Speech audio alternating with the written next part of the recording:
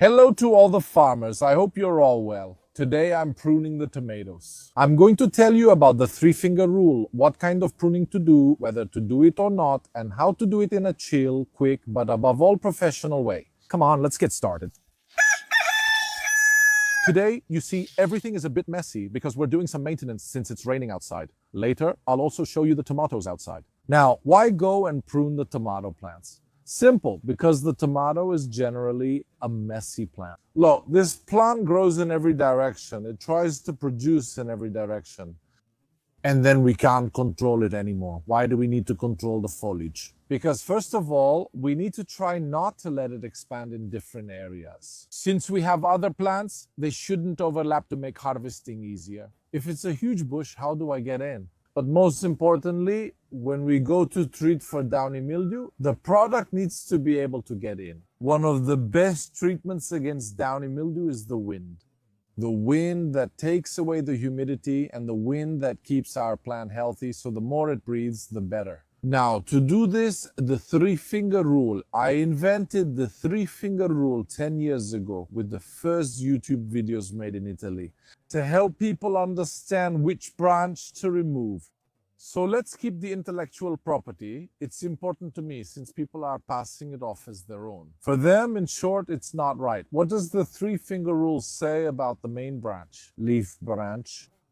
The one in the middle is the feminella, so the one that's left. No, so the one that's left is the feminella. Come, I'll show you. Let's get back to our tomatoes, calmly out in the field. Main branch, index, leaf branch, meaning the one that produces the leaves, ring finger, middle, sucker. In this case, we're going to pinch it off, see? We go from underneath. Before we started from the top, now we go from underneath. Let's take a look. Main branch, leaf branch, sucker.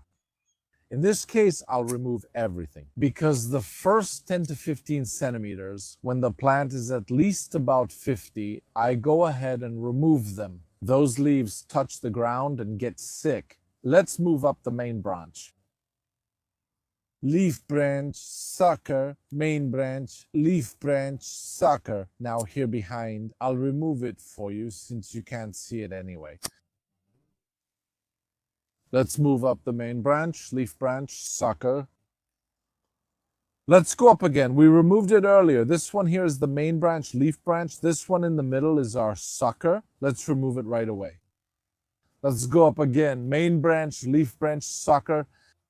Once you get here, it shows itself very well, and it's easy to explain to you where. The flower always grows in our tomato plant. The tomato grows better. The flowers always grow between two axils, that is, between two parts. You see, so between one sucker and another, there's always a flower in the middle. You see, here in the middle, you'll see that another sucker will grow, so we go and find the sucker. Now I'll show you that it's exactly like that. Let's look underneath. Here is the flower growing between two leaf axils. Final touch. In this case, we're going to grow them along a string, so let's go ahead and take them.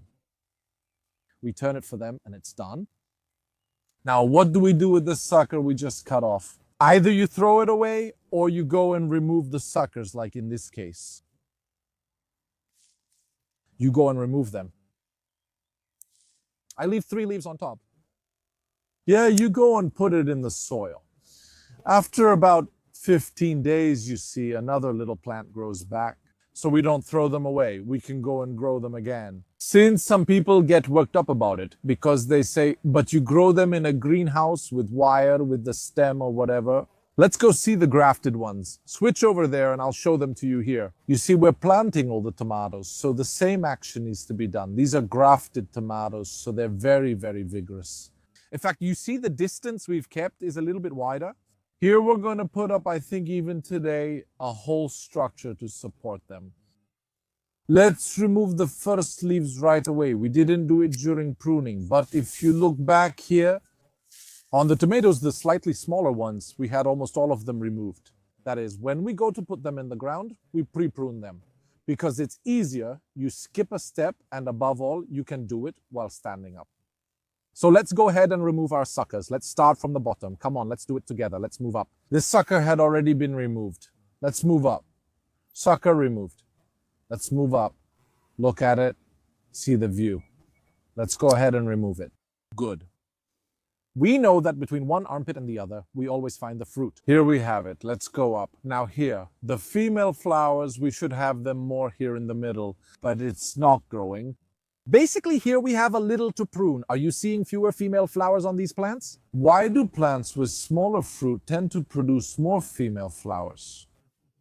So that means cherry and date tomatoes tend to produce a lot more female flowers. On the other hand, plants that tend to produce larger fruits usually have fewer female flowers. In the meantime, let me show you a very interesting case here, a case study. I mean, here we had a sort of, come and take a look at it. Interesting side, because here it slipped away from us and made a bifurcation. In this case, what can we do? We get both bifurcations because they are nice and pronounced. Let's eliminate one bifurcation in favor of the other. Now it's a grafted plant, a beautiful, productive plant, a plant that wants to give to me. In this case, I leave both of them. They will develop a bit more. Amen, it's not a problem. I'm going to throw these suckers in the middle for now, because we'll work on them later. As you can see, it's a quick job. Here, I wanted to show you this tool, which is a really excellent pair of scissors. I recommend you use them. They're the ones for going to harvest grapes. I recommend it. When you remove side shoots with your fingers, you tend to tear them. Even with this, it can happen, but usually you're not precise and you tear them. It's better to use scissors like these that can get in quickly and cut everything. As soon as you finish all the pruning, it's best to immediately go and do a treatment. I'll leave you a product. It's here. In the description, it works as a sterilizer and a healing agent. We still ended up making wounds in the tomato plant because we pruned some branches.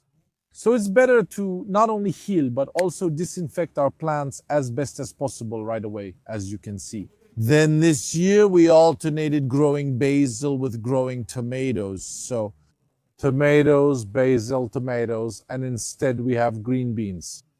Here we have celery. I'm doing a series of experiments to better understand how to let as much air through as possible to be able to produce better and with higher quality. Unlike what many people say. Basil doesn't help tomatoes against diseases, fungi, and so on, but it improves their flavor. I can't tell you why, but tomatoes grown next to basil taste different. So we don't necessarily do it for health reasons, but we do it for taste. It has a different aroma. Anyway, I'll keep you updated. Farmer, I hope this video was helpful and that you enjoyed it. I wanted to explain everything to you in a simple, easy way. I'll leave it in the description. Both the product for the treatment, do it right away. Trust me, do it right away. Scissors, in my opinion, are essential. They really cost next to nothing, but look, they change your life. I basically use them to go pick tomatoes. I use them a lot. They're the scissors I use the most. And here, nothing. The sun has come out. Farmer, see you next time. Bye all.